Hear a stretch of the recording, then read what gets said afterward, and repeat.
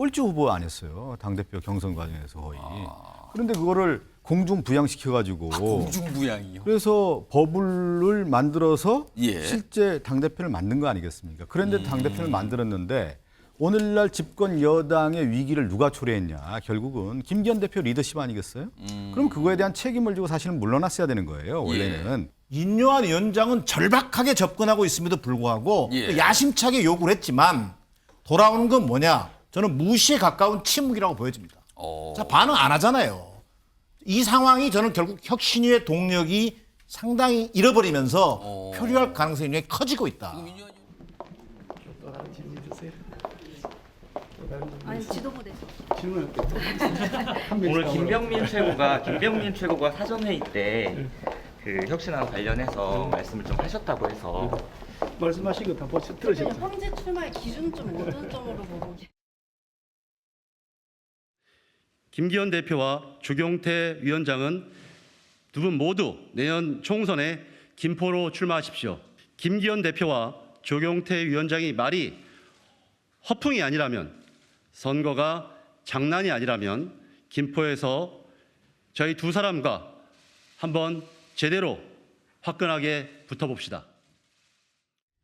아니 지금 김기현 대표령에서 국민의힘 내부에서 인요한 위원장 등등은 수도권 오세요라고 얘기했고요. 지금 박상혁 민주당 의원은 이 김포 서울 편입권 관련해서 김기현 대표 김포로 와서 한번 하시죠 저하고 이렇게 지금 나오는 상황이에요 지금요.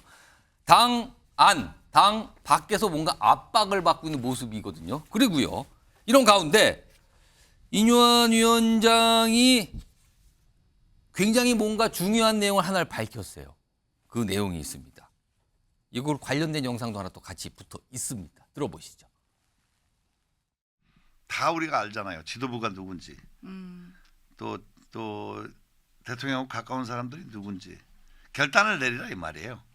결단을 내려서 전화를 했어요. 빨리 결단 내리라고. 여러 명한테 얘기했어요. 혹시 어떤 입장이세요? 문재인 대표 불출마하라고 자꾸 하는데 좀 어떻게 보세요? 혹시 인요한 위원장이 전화 따로 받으신 거 없을까요? 그런 거 없어요. 그런 거 없어요. 없어 아무 바빠 죽겠는데 내 이야기 바빠. 그런 데서 평가할 시간이 없어요. 권고 자체에 대해서 좀 어떻게 원래 보시나요? 거기에 대해서도 나는 할 말이 없어요. 그러니까 저런 얘기가 인요한 위원장이 하니까 이제 기자들이 오늘 국회에서 만나는 이른바 이제 뭐 중진 또는 이런 친윤이나 꼽히는 의원들한테 혹시 전화 받으셨어요? 통화하셨어요? 이걸 물어보게 되는 상황이 됐습니다 오늘. 자 그래서 아무도 지금 전화 통화했다고 밝히신 분은 없어요. 그러면은 추정을 할 수밖에 없습니다. 오늘 나오신 네 분 패널께 앞에 제가 쓰는 판단을 하나 드렸는데 질문은 이겁니다. 인요한 위원장으로부터 전화를 받았을 것 같은 친윤 핵심 의원은 누굴까? 이름을 쓰라고 좀 제가 미리 질문 드렸는데 들어주세요. 가슴 속에 들어주세요.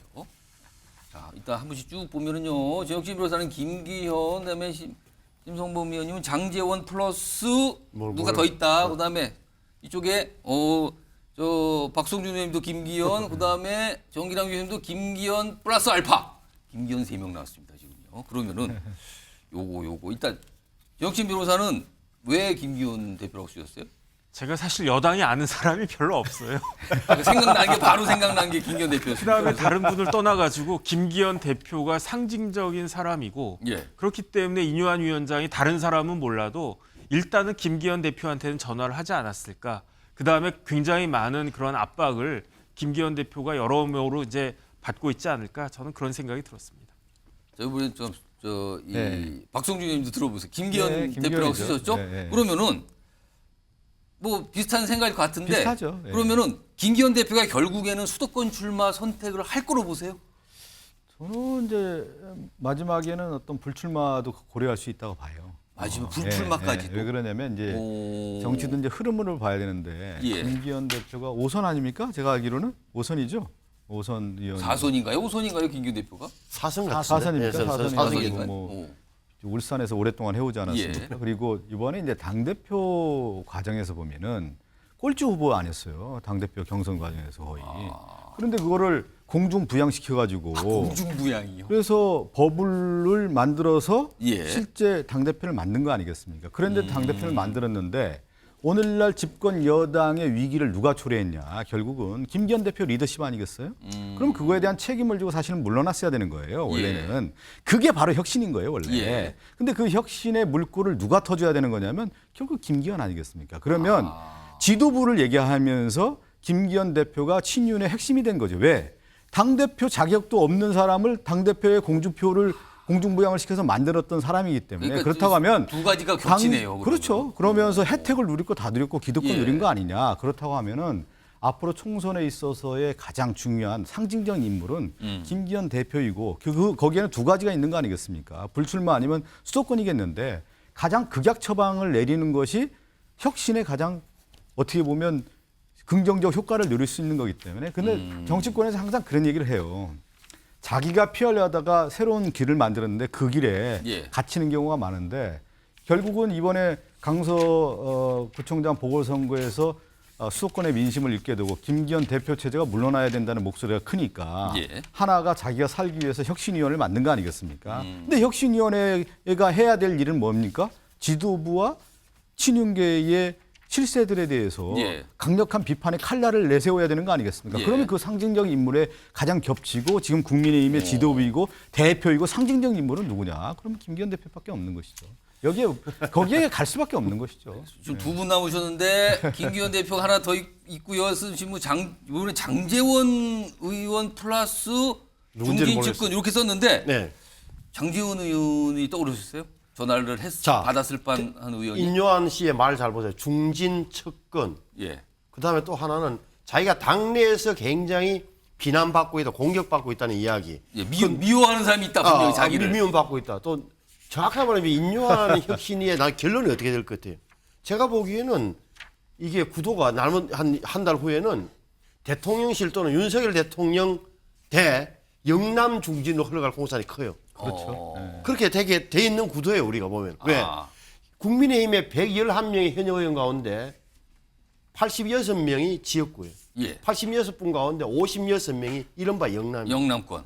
그러면은 자, 새로운 피해 수요를 내지는 모든 것을 혁신한다 할 때 여기를 쇄신이든 물갈이든 어떤 식으로든 바꿔주라는 게 요구일 테고 그 핵심은 예. 당연히 PK 지역이 돼서 PK, TK 지역. 예. PK, TK 지역에서 중진 측근의 교집합이 뭐냐. 제가 보기에는 장제원 의원님 같아요. 그래서 저는 뭐 정보는 없지만 인요한 위원장이 전화를 했다면 장제원 의원은 빠지지 않았을까 하는 느낌이 있어서 말씀을 드렸던 거예요. 그래서 이 보통 일이 아니다. 이미 뭔가 보여주는 거다. 근데 인유한 위원장이 이런 얘기 중진 저 영남권 얘기 꺼내고 계속 하면서 네. 이런 얘기도 했거든요. 아까 들으셨지만 아니 총선에서 좀 떨어지면 어때라고 얘기를 했어요. 그래서 여권의 수단이라는 게 예. 어느 정부를 막론하고 자리라는 게 있잖아요. 자리. 예. 과감하게 도전하여 성취하면 대권반이나 올라가거나 인물이 커지는 거고 그 당에서는 그 희생을 잊지 않겠다. 방식이 어떻게 보면은 그런 게 장관이라든지 뭐 공기업 사장 예. 이런 거는 있어 왔잖아요. 그 현실을 이야기하는 거죠.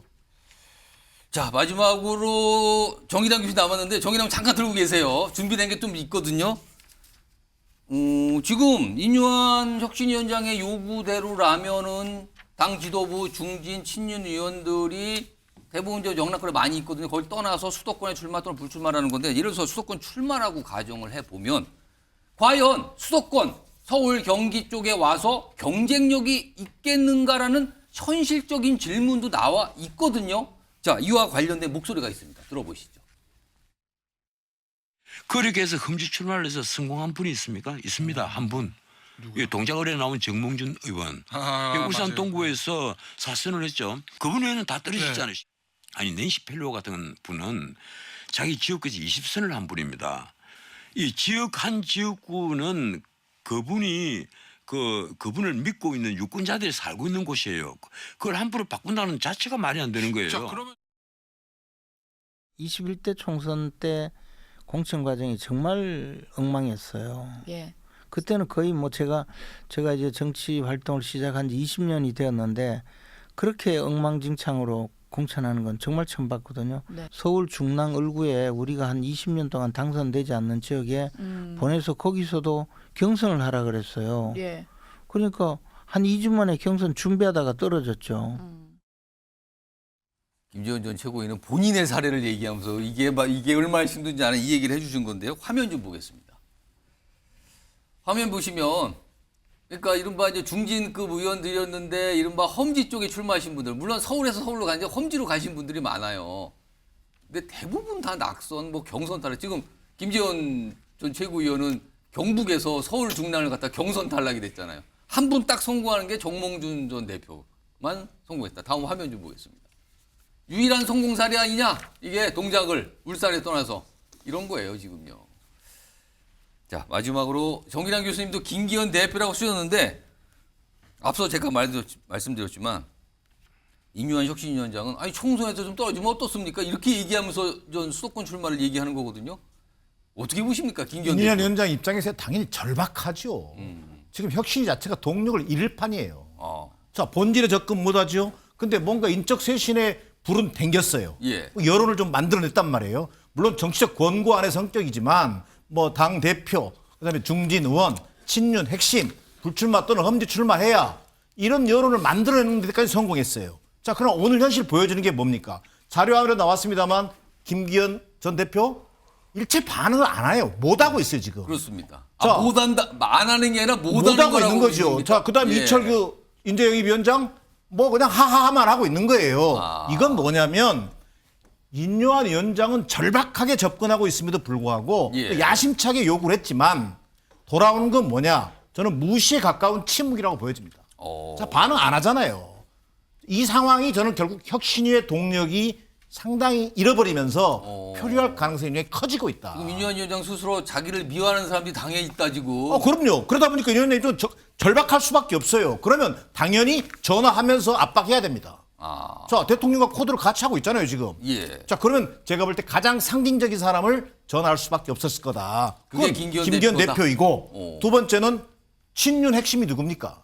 결국 20일 만에 복귀한 예를 들면 이철규, 인재영입위원장. 저는 예. 이런 정도를 해야 전화했다고 할 수 있는 것이지 예. 지금은 좀 뭔가 거리를 두고 있는 약 대상은 30, 40명 됩니다만 예. 그런 의원들한테 전화하는 것은 곁가지에 불과하다. 예. 정말 본질에 직필하고 있다면 저는 인요한 위원장이 김기현 대표나 최소한 이철규 위원장에게 전화해서 도움을 청했을 가능성은 있어 보입니다. 근데 이제 앵커께서 그 2008년 정몽준 당선을 얘기를 했잖아요. 예. 그건 지금의 사례와가 좀 비교 분석이 대상이 안 돼요. 왜 그래요? 그러냐면 안 맞습니까? 2007년 이명박 대통령이 당선되고 2008년 초였기 때문에 집권 초에 지지율이라는 게 60% 이상 됐을 때 아닙니까? 예. 그렇기 때문에 정몽준이라는 그 의원이 울산에서 서울 왔다고 해가지고 불리한 조건이 아니란 말이에요. 집권 초에는 권력의 상승기이기 때문에 예. 사실은 총선에 그 물결로 가서 이긴단 말이에요. 근데 예. 요번에 특이한 거예요. 한국 정치에서. 집권 초에 내년 2년도 채 안 되는 시기에서의 윤석열 대통령의 총선이 아닙니까? 예. 근데 정권 심판론이 지금 얘기가 나오고 있단 말이에요. 이거는 한국 정치의 특이한 현상이란 말이에요. 그래서 지금 사실은 국민의힘에 있는 많은 후보들이 예. 내년 총선에 윤석열 대통령의 사진과 얼굴을 걸고 총선을 못 칠 거라고 얘기하는 거 아니에요. 아니 집권 초에 대통령 얼굴 들고 총선 치르는 게 일반적인 현상인데 예. 그래서 이 지금의 2008년도와 지금의 2024년도를 비교하는 단순 비교하는 것은 예. 어려운 거고 왜 많은 국민의힘에 있는 영남권 의원들이 주저하냐면 수도권이라고 하는 부분이 예. 정권 심판론이 우세할 것이다라고 보기 때문에 주저하는 거예요. 만약에 정권 안정론이 우세하고 정권 초에 대통령의 지지율과 예. 힘이 있다고 하면은 영남권에 있는 의원들도 수도권에 서로 나오려고 하겠죠.